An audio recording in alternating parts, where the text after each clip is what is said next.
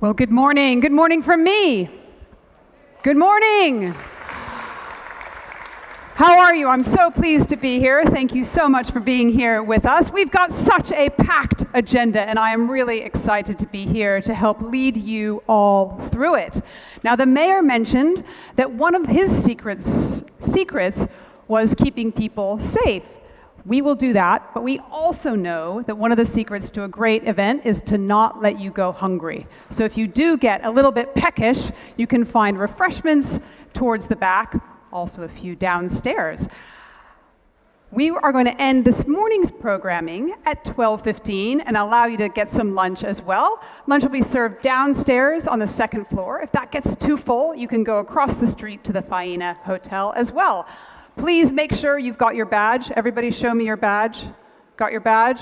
Right, keep it with you. You can't get back in here without it, and you cannot get into the dinner tonight. So, without further ado, let's go to our next session. Please give a very warm FII welcome to the 2007 Nobel Peace Prize laureate as the Vice Chair of the IPCC and the 2021 Blue Planet Prize laureate, Professor Mohan Munasinghe, and to the moderator, anchor for CNN International, Zain Asher.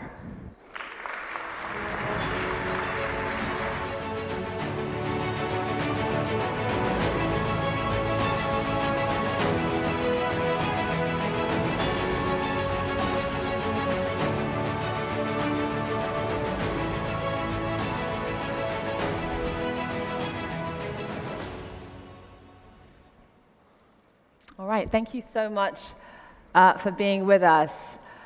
And thank you, Professor. I think it's pretty safe to say that in the past 6 months since the Priority Report was released, we've seen some seismic shifts in the geopolitical landscape. So, for example, we've seen protests and worker strikes in the UK, in France.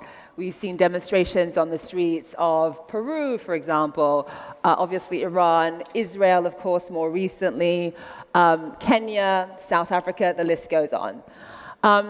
And from my vantage point, it does seem as though when there is a massive disconnect these days between the priorities of governments and the priorities of citizens, people seem to be putting their foot down more and more. And even though there's a myriad reasons as to why, it's democracy, it's pension reform, it's workers' rights, it's costs of living. Another trend we've been seeing is a much more, I would say, relevant and resurgent global south.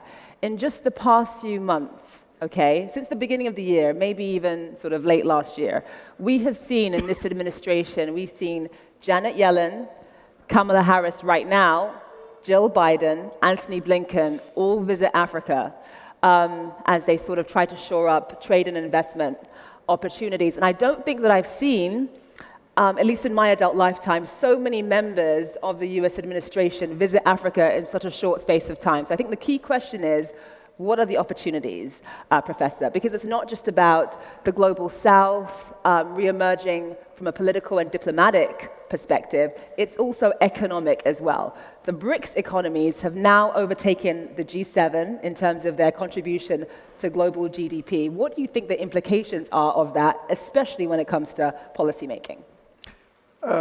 Very interesting introduction, Zain, and I'm privileged to be here. And thank you to the FII, and of course, privileged to share the stage with you. Now, let's start with the Global South, increasingly asserting itself and showing more independence. But I mean, one cannot generalize too much because Global South is very diverse. One of the important reasons is that there is a realization that 85% of the global population lies in these countries, and only 15% the so-called West.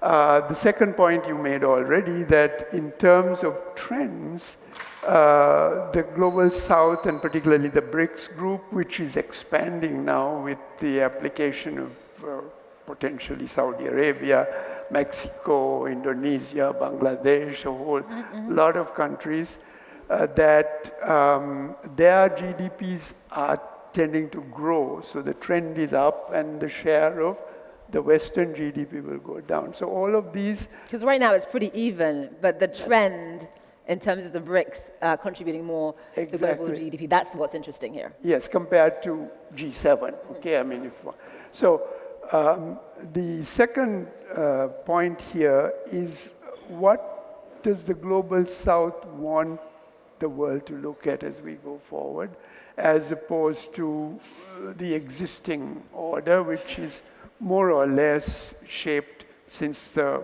Second World War by the Western countries. And for the South, I think it's very clear that sustainability, economic development, raising the poor out of poverty, and so on. Again, I'm generalizing, but these are very important issues: peace, prosperity, and so on. They are less interested in military interventions or economic sanctions, those kinds of confrontational approaches. That also is part of the reason for some of the ferment that is going on. So when you think about those priorities, you list, poverty, hunger. Obviously, they're very similar to the 17 sort of SDG goals. Poverty, hunger, addressing education, reducing inequality, increasing gender equity, that sort of thing. Are those priorities accurately reflected in the way governments in the global South choose to allocate their budgets? Well, I mean, again, one can't generalize. I think the global South is choosing the SDGs that are suitable for their own countries. And that's fair. This is not a cookie-cutter approach where you apply the same set of SDGs the same way to all countries. But what is important here is that, for example, climate change is an important one of the 17 Sustainable Development Goals, but for the Global South, and this is where some of the frameworks that I have developed are also shaping their thinking, is that climate change should be integrated within the curve of the Sustainable Development Strategy, so that you not only try to deal with climate change, but also poverty and hunger and health and education and all of this, and it can be done. I mean, some of the work that some of my colleagues and I have done show exactly that there is a way to balance what I call the Sustainable Development Triangle, which is you need economic growth for prosperity, certainly. Otherwise, how are you going to raise the poor out of poverty? But you also need to protect the environment at the same time, and you want to also protect the social and cultural matrix, because you don't want your country, for example, you can have a city that is full of high buildings and glittering boulevards, but if a woman cannot walk the streets of that city without fear of attack, then that is not socially acceptable. So you need to balance those three, and the South is very keen on these aspects. So climate action woven into the other SDG goals. So in terms of whose responsibility it is to pay for it, I mean, you and I were speaking last night about the importance of climate justice, and that is not about charity. It's not about charity, this idea that Western countries should pay for their fair share, given that they contributed the most to greenhouse gases. It's really about responsibility. Yes, definitely, because let's be very clear. If you accept the principles of equity that every human being is should be, on a per capita basis, have equal access to emit. If you look from 1850, basically the average emissions per capita from the Western countries far exceed that from the global South. But at the same time, these emissions that are already there are going to cause massive damage to the global South. So that is the issue of climate justice. Now you can do some simple calculations. How much excess emissions has the West used up? And I mean, I did a very simple-minded calculation, and I came up with something like 900 billion tons, which is, roughly speaking, about, say, $40 trillion. This is an environmental debt. which is on ethical considerations. There's nothing legal there, but this is what the Loss and Damage Fund created in the Egypt COP, the COP27, is aiming towards. Now, that 40 or $45 trillion, you compare that with the financial debt of many of the countries of the Global South. That's only 10 or $11 trillion. So there's a huge imbalance. I mean, the Global South can say, pay us something for the environmental debt and erase the financial debt, which is a recent creation. So there are all kinds of aspects to this climate justice issue, but it's not charity. The loss and damage aspect is a very important part of it. It's not charity.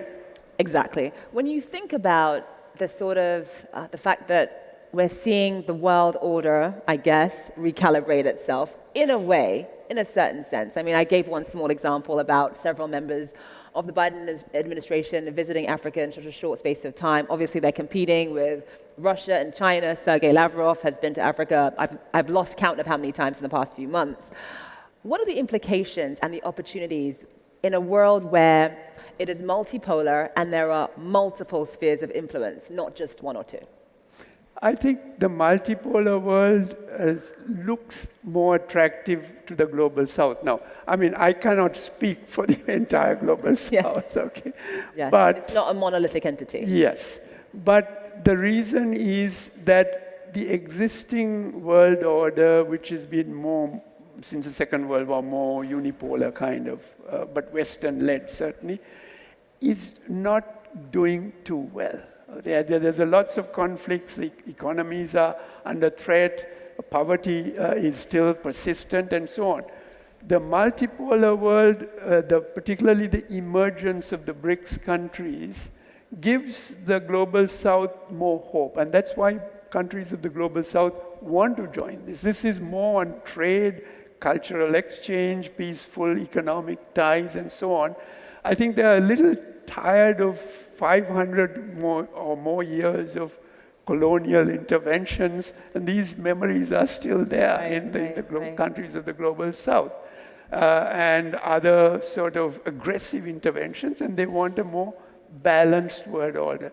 Now, there are a lot of opportunities with digital technologies and other new methods, which both have a risk, but also have great promise, and will allow the Global South to have a level playing field. They will be equal and respected, have their dignity and self-respect restored.